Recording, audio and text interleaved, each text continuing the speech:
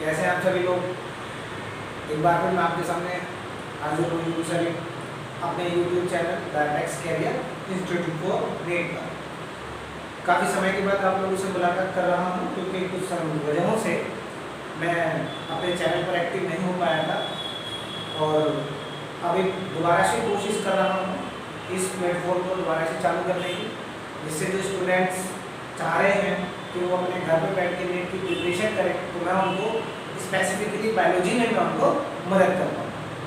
तो अभी जैसे आप लोगों को पता है कि कल 12 सितंबर को नीट का एग्ज़ाम हुआ है। पेपर बहुत ईजी था और टोटल जो बायोलॉजी थी वो लगभग सारी की सारी NCERT से आई है।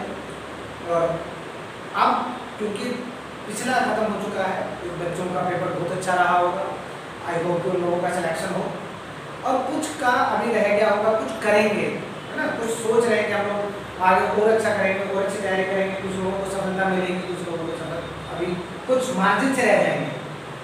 तो अब क्योंकि पिछला चला गया तो हमें अब जो अपने आप को तैयार करना है, प्रिपेयर करना है, तो बच्चों तैयार करना है नीट 2022 के, ठीक है। क्योंकि पैंडेमिक का टाइम है, जो ये 2020 का नीट भी लेट हुआ था, 21 का नीट भी लेट हुआ है क्योंकि पैंडेमिक था। जरूरी नहीं है कि पैंडेमिक हमेशा रहे। वैसे जो नीट का एग्जाम होता है, आप लोगों को पता हो, जो नीट का एग्जाम होता है वो होता है in the month of May, ठीक है। कब होता है? In the month of May, ठीक है, on the first Sunday, on the first Sunday, ठीक है। यहाँ पर ये फिक्स होता है लगभग, तो कभी भी नीट का एग्जाम मई से पहले नहीं होगा। पहली बात समझिए, अगर स्पेसिफिक सर्कमस्टेंसेस आते हैं तब नीट पीछे हटेगा, then we will find the revision time, ठीक है। आज मैं यहाँ क्यों, मेरा होने का यहाँ मकसद क्या है? मेरा यहाँ होने का मकसद ये है कि आज मैं आपको वो बताना चाह रहा हूँ कि क्योंकि टाइम कम है, ठीक है, और हमें अभी से अपने आप को तैयार करना है आने वाले समय के लिए। तो उस समय को तैयार करने के लिए मैं चाह रहा हूँ कि आप लोगों को एक स्ट्रेटेजी टाइप बना के मैं आपको समझाने की कोशिश करूँ कि आपको किस समय कितना पढ़ना है। ये मेरा एक छोटा सा प्रैक्टिस है, मैं छोटा सा एक्सपेरिमेंट है जो मैं करना चाह रहा हूँ, और अगर इससे आपको फ़ायदा मिलता है, ठीक है, तो फिर मेरे वीडियो को लाइक कीजिएगा।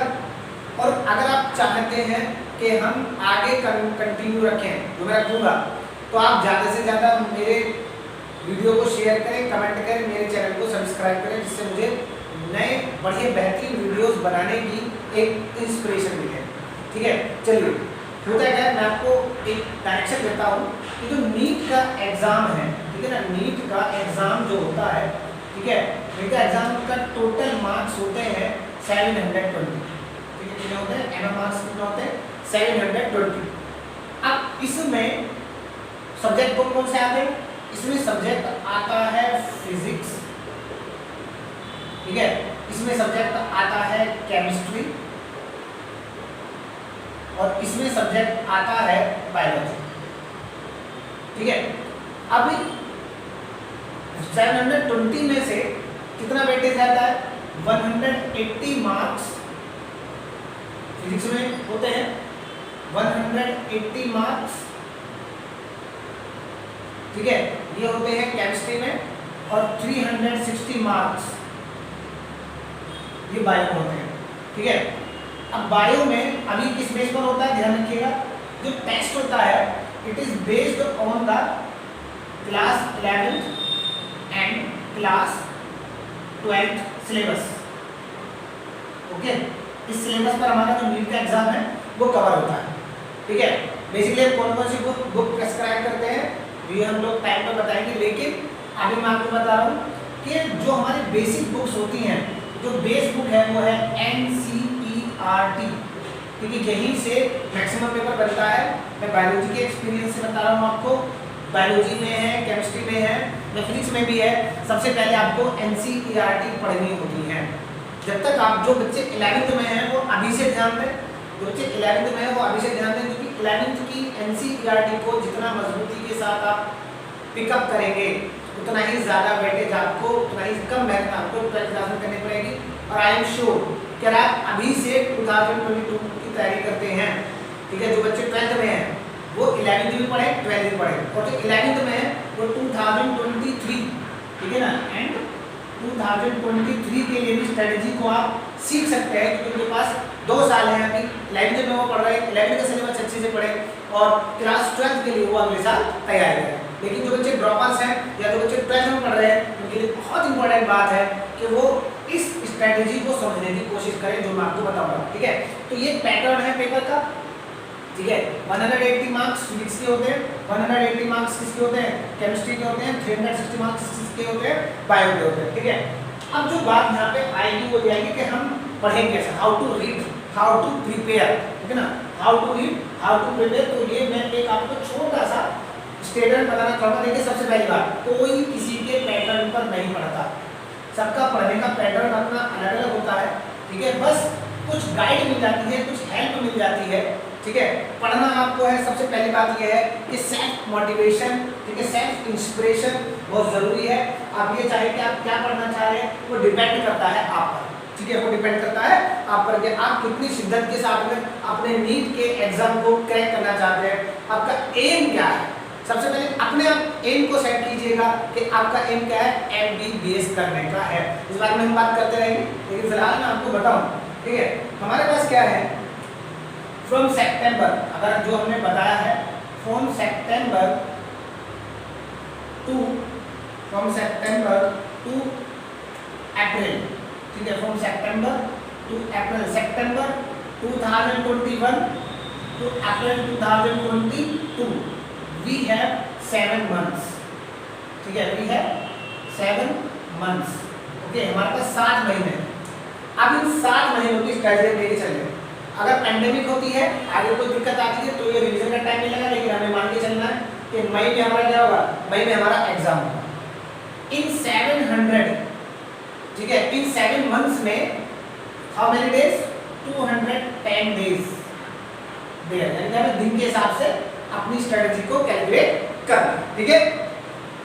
इसमें से एक मंथ निकाल दीजिएगा, अप्रैल 2022, ठीक है। ये जो मंथ है, ठीक है, इसको हम निकालेंगे रिवीजन के लिए, ठीक है, इसको हम क्या निकालेंगे, इसको हम रिवीजन के लिए निकालेंगे।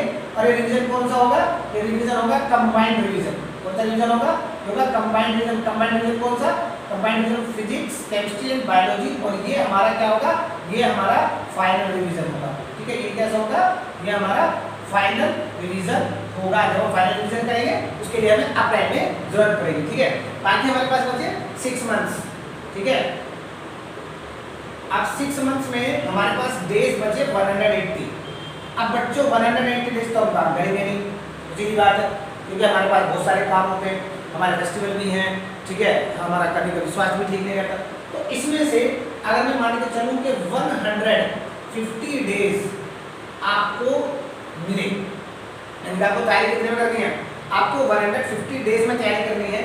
फाइनल रिवीजन अलग की बात है, मैं ये नहीं कह रहा कि आप रिवीजन फाइनल अप्रैल में जाके कीजिएगा।